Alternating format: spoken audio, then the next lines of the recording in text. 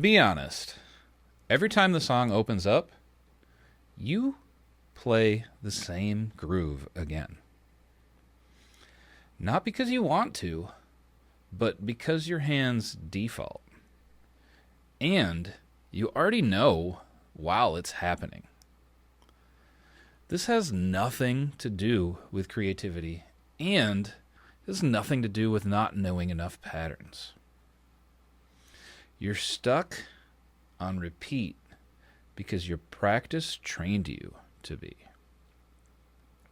Most drummers practice ideas in isolation. So under pressure, the body just grabs what feels safest. That's why you sound great alone, but you sound repetitive when you're playing with your band. The fix to this isn't more grooves. It's changing how you load the ones that you already know so that they actually show up when the music moves. I break this down step by step in a free class called How to Break Out of the Same Fills Without Practicing More. If this video felt uncomfortable, the link is below.